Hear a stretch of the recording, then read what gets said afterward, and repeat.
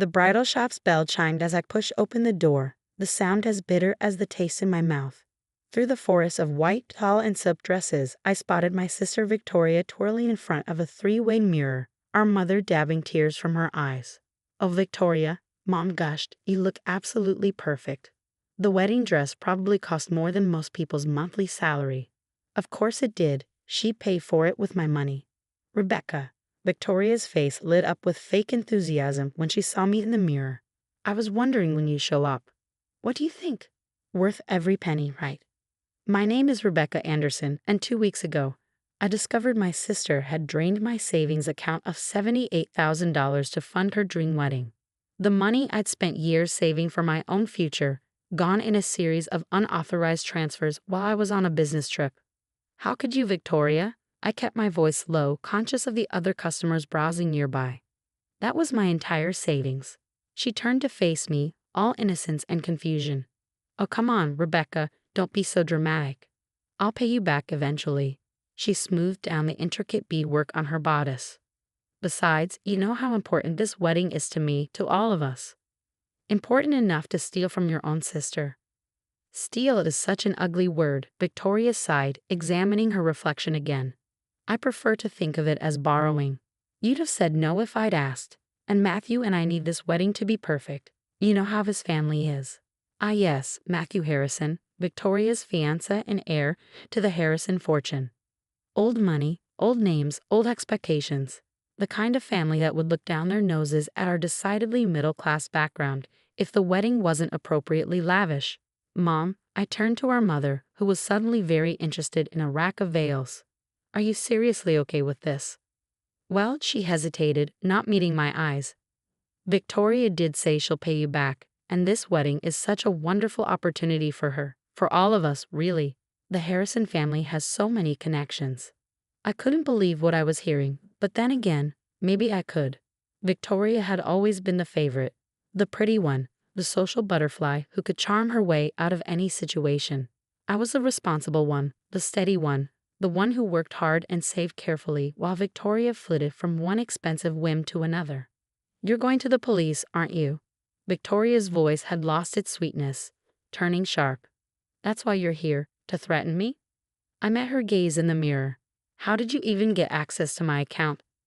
She shrugged, the beads on her dress catching the light. "You really should change your passwords more often, Rebecca. Using Mom's birthday for everything isn't exactly secure." The casual way she admitted to it made my blood boil. But before I could respond, my phone buzzed with a text. Looking down at the screen, I felt my anger give way to something else. Determination. "No, Victoria," I said, slipping my phone back into my pocket. "I'm not going to the police. Not yet, anyway." She raised an eyebrow, suspicious of my sudden calm. "Then why are you here?" "To let you know that I know, and to give you a chance to make this right." Victoria laughed, with sound like tinkling glass. "Or what? You'll tell Matthew?" "Please, he wouldn't believe you over me. Nobody ever does." She was right about that. Victoria had always been the better liar, the better manipulator. But what she didn't know was that I had something she didn't. Proof. Not just of her theft, but of something far more damaging. The text I'd just received was from Daniel, a private investigator I'd hired after discovering the theft. "Got what you needed. Meeting at 2 p.m. to review findings." "You have until the wedding to return my money," I said, turning to leave. "Every cent of it." "Or what?" Victoria called after me, her voice mocking. "What are you going to do, Rebecca?" I paused at the door, looking back at her, resplendent in her stolen dress. "You'll find out." Outside, the autumn air was crisp, carrying the scent of fallen leaves. I checked my watch, just enough time to make it to Daniel's office. As I drove across town, I thought about how things had come to this. Victoria and I had never been close, despite our mother's best efforts. 3 years apart in age, we were opposites in every way that mattered. While I worked part-time jobs through college and built my career in marketing, Victoria bounced between expensive schools and failed business ventures, always supported by our parents' indulgence. Meeting Matthew Harrison had been her golden ticket. He was everything she'd always wanted, rich, connected, and completely taken in by her carefully crafted persona. Their whirlwind romance had culminated in a proposal after just 6 months, and suddenly Victoria was planning the society wedding of the century. Daniel's office was in a modest building downtown, the kind of place that didn't draw attention, perfect for someone in his line of work. He was waiting for me when I arrived, a thick folder on his desk. "Miss Anderson," he greeted me, gesturing to a chair. "I think you'll find this interesting." He opened the folder, spreading out photographs and documents. "Your sister's fiancé isn't quite what he seems." I leaned forward, examining the evidence. Matthew Harrison, it turned out, had secrets of his own, secrets that would destroy not just the wedding but Victoria's entire carefully constructed future. "Are you sure about this?" I asked, picking up a particularly damning photograph. Daniel nodded grimly. "Every bit of it verified. The question is, what do you want to do with it?" I sat back, thinking about Victoria in her stolen wedding dress, so confident in her immunity from consequences. "First, I want copies of everything." And then for the next hour, Daniel and I mapped out a plan. It wasn't just about getting my money back anymore. It was about teaching Victoria a lesson she'd never forget. That evening, my phone lit up with texts from our mother, begging me to be reasonable and think about the family. I ignored them all. Instead, I focused on organizing the information Daniel had provided, building a case that would shatter Victoria's perfect wedding plans. The next morning, I woke up to an email from Victoria. "Dear Rebecca, I know you're upset, but you're being childish about this. The money is spent, deposits paid, contracts signed. There's no going back now. Besides, once I'm married to Matthew, I'll have more than enough to pay you back. Just be patient and don't ruin this for everyone. Love, Victoria."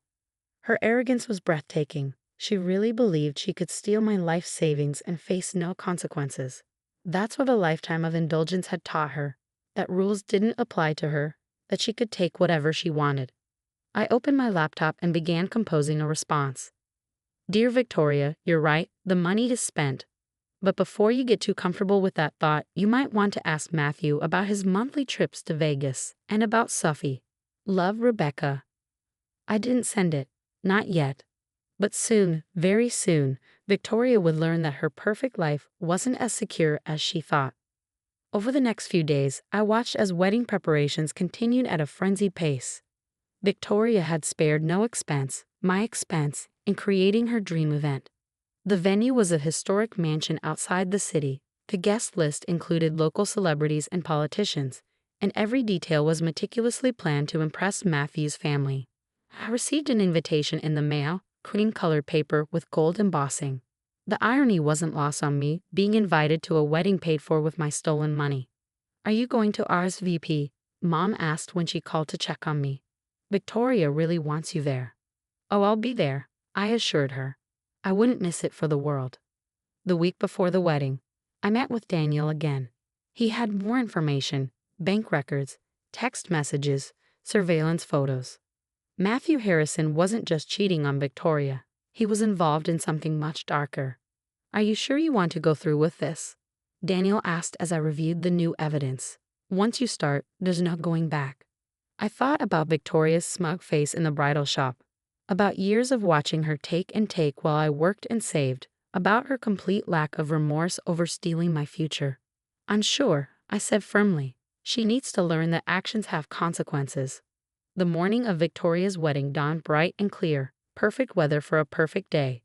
I dressed carefully in the pale blue bridesmaid's dress she'd chosen, doing my hair and makeup with precise attention to detail. Everything needed to appear normal until the right moment. The historic Harrison estate was transformed into a fairy tale setting. White roses everywhere, crystal chandeliers hanging from the garden tent, champagne flowing freely. The cost of the flowers alone probably equaled 3 months of my salary. "Rebecca," Victoria's voice rang out as I entered the bridal suite. She was already in her dress, surrounded by bridesmaids and makeup artists. "I was worried you wouldn't show." "And miss my sister's big day?" I smiled, meeting her eyes in the mirror. "Never." For a moment, something like uncertainty flickered across her face. My email about Sophie must have rattled her, though she'd never responded to it. But then her perfect bride mask slipped back into place.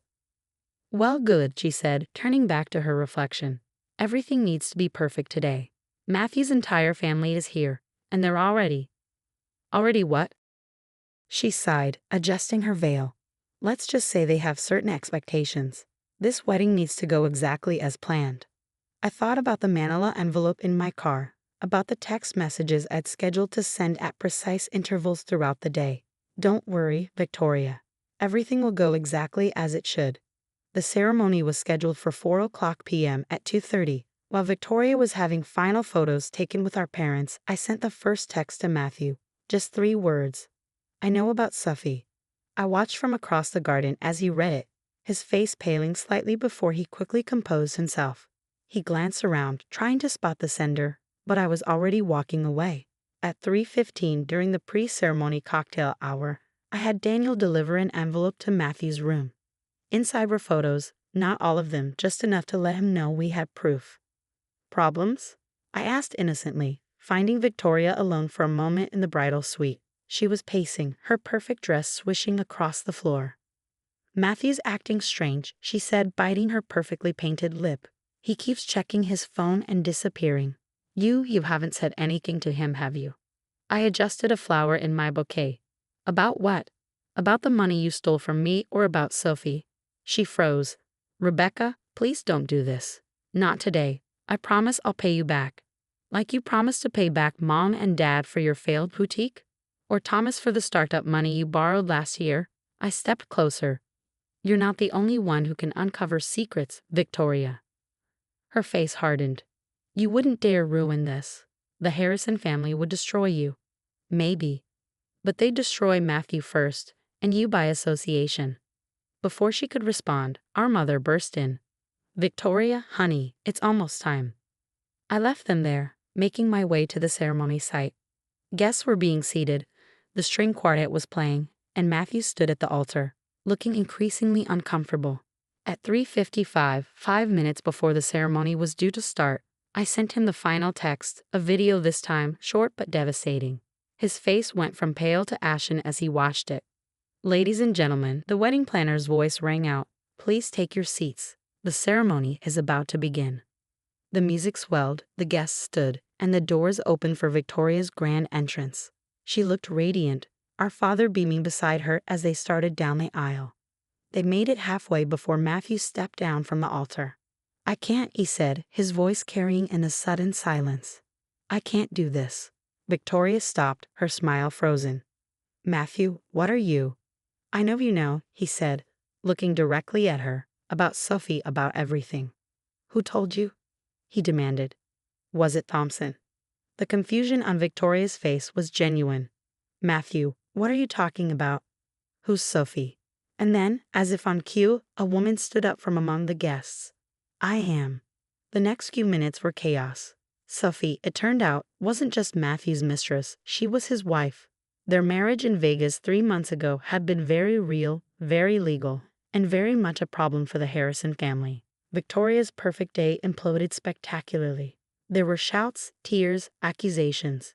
Matthew's father had to be restrained from attacking his son. Guests fled in embarrassment or stayed to gawk at the unfolding drama. Through it all, I stood quietly in my bridesmaid's dress, watching my sister's carefully constructed world crumble. You, she said finally, spotting me through her tears. You did this. No, Victoria. You did this. Every choice you made, every person you stole from, every lie you told, it all led to this moment. She lunged at me then, all pretense of sophistication gone. I'll kill you. You've ruined everything. Our father caught her, holding her back as she screamed and thrashed. Her perfect dress was torn, her makeup streaked with tears. Miss Anderson, Daniel appeared at my elbow. Perhaps now would be a good time to discuss the financial matters. Victoria went still. What financial matters? The theft of my savings, for starters, I said calmly. The unauthorized access to my accounts, the fraudulent transfers. The police are very interested in all of it. You wouldn't, she whispered. Your own sister? You stopped being my sister the moment you decided to steal my future. I turned to Daniel. Show them. He opened his briefcase, pulling out documents, bank records, transfer receipts, screenshots of Victoria accessing my accounts. Our parents' faces fell as they realized the extent of her deception. Oh, Victoria, our mother whispered. What have you done? The aftermath was both swift and severe. The Harrison family, already reeling from Matthew's scandal, wanted nothing to do with any of it.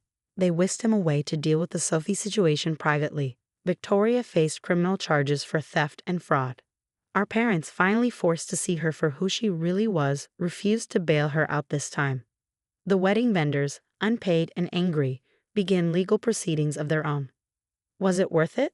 I asked her later, visiting her at our parents' house where she'd been forced to move back in.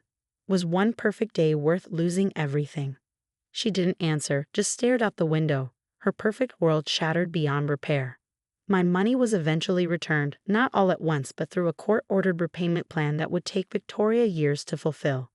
The wedding vendors claimed everything else, selling off the unused decorations and Victoria's dream dress to recoup their losses. A year later, I sat in my new apartment, paid for with the savings I'd rebuilt.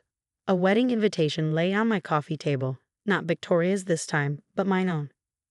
My fiancé, unlike Matthew, was honest, hardworking, and completely real. Victoria wasn't invited. She was still working through her legal issues, still living with our parents, still blaming me for ruining her life. She never understood that she'd done that herself, one selfish choice at a time. My phone buzzed with a text from Daniel. Had started handling my corporate security after the wedding debacle. Thought you'd want to know. Matthew Harrison just got divorced from both wives. I smiled, thinking about karma and consequences. Victoria had wanted the perfect wedding at any cost. Instead, she learned a valuable lesson about the price of perfection. As I began planning my own wedding, modest, meaningful, and paid for honestly, I thought about what real love and family should look like. Not a fairy tale built on lies and theft, but something true and strong and real. Victoria had chosen her path, and now she was living with the consequences. Me, I was finally living my own life on my own terms, with my own honestly earned money, and that was worth more than any perfect wedding day could ever be.